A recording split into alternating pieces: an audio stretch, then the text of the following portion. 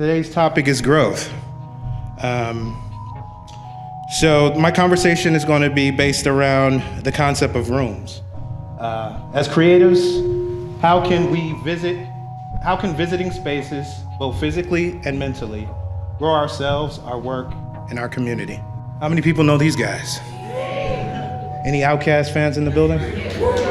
Great. Probably one of the greatest hip hop groups of all time, arguably.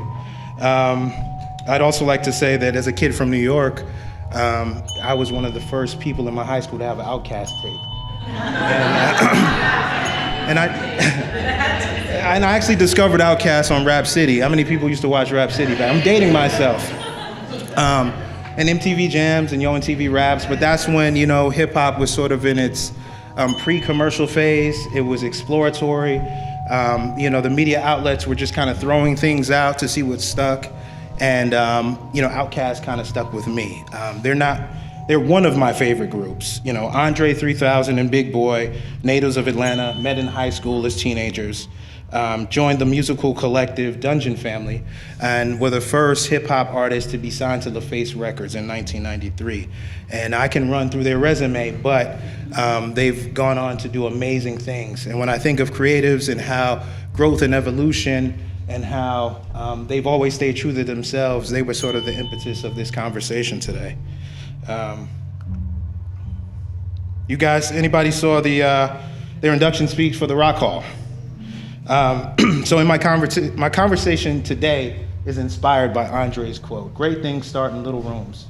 We started in a little room." When I think about what Andre was saying, I think about him referring to the Dungeon Family, those early days with Organized Noise, their producers, R.I.P. Rico Wade. It was that creative laboratory where everything started. I thought about little rooms as in the literal sense, as physical spaces, that Dungeon Family basement where they were making creations. Those could be your studios, those can be your apartments, those can be any place where your ideas are shaped. Those early incubators of creative growth. But as I sat with this quote and I sat with what I was going to talk about today, I started to think to myself, what if those little rooms that Andre was referring to are not only the physical spaces, but our inner selves as well?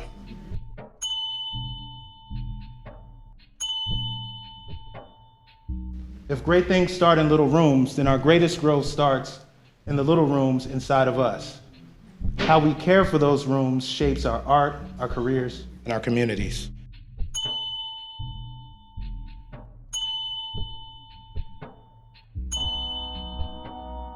I think of those early rooms that I had.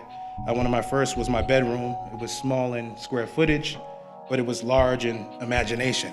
I had an old wooden desk, I used to keep G.I. Joes in the drawer and my Game Boy, early sketch pads. But it was a safe space where I could create and where I could dream.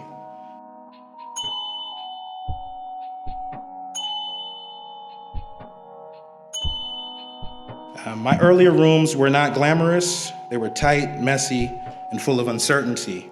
Over time, I realized that these little rooms showed up in 3 dimensions: inside me, and around the people that I chose to be in community with.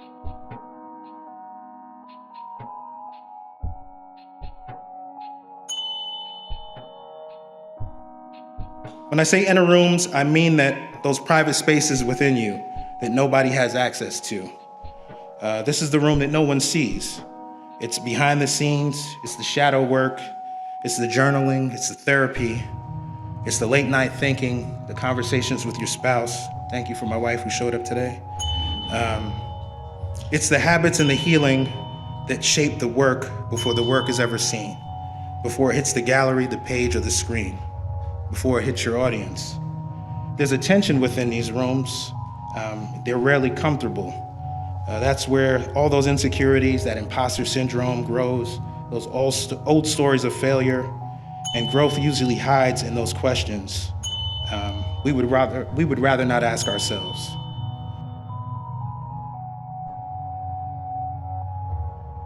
And there's a connection to community within these, right?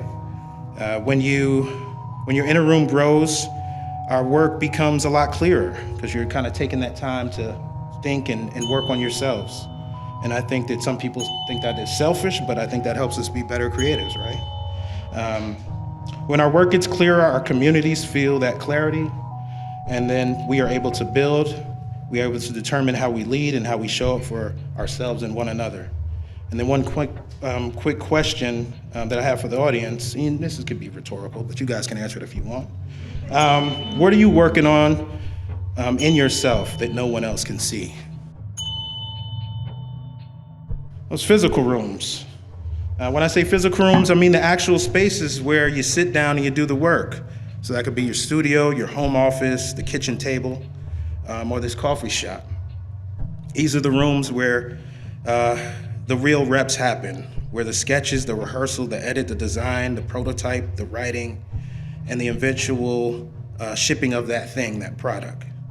The crazy part about these spaces, they rarely feel perfect, and I think sometimes we try to make them perfect, but it's those imperfections that make them great. When they feel small and messy, and they feel makeshift, I think that's a good thing. And a lot of us are secretly waiting for that dream studio, that dream space before we really fully show up.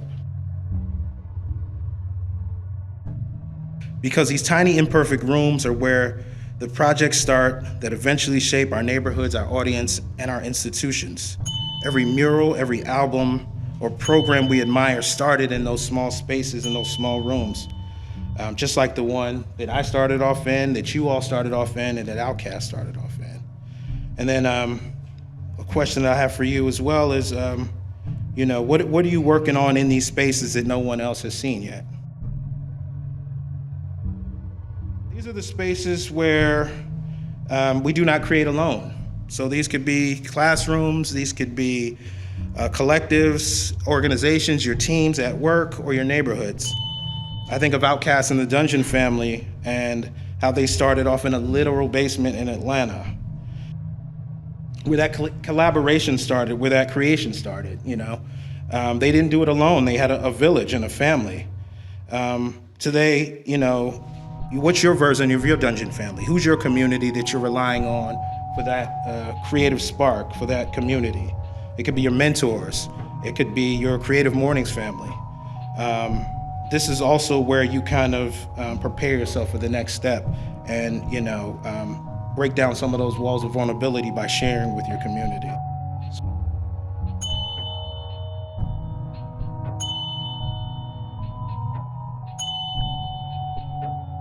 I used to think that this type of change would make me less authentic. I was worried that evolving would betray who I was when I started. I learned that real growth is not about abandoning that little room, but about stretching its walls, exploring new rooms, and inviting folks into those rooms once I'm in them. And then I'm gonna leave you with three short points. Protect your little rooms. Identify the spaces that matter to you for your growth, revisit them, put a boundary around them. Make sure you designate time in those rooms, cell phone free. And make sure you dictate the access to people that you bring into that space. But also invite new voices in, form your collective. Your collective is your currency. Collaboration circles back. And when I think of collaboration, I'm circling back again to the Dungeon Family, who kept evolving by bringing in new voices, new members into the collective, but they all helped uplift Outcasts in their work as a group. That was their support system. This is how growth becomes communal and not just personal. And then the third point is carry the little rooms into the big rooms. So those boardrooms, those client meetings, those big stages, and your work, the big rooms feel different when you have done the inner work and honored the small ones. A couple practices: invest in your mental health, mentorship, your personal health, coaching, building your skills. Bring those values from the little rooms into your leadership and collective rooms. Protect those rooms where your next version of yourself is being built. In closing, little rooms create big impact and growth.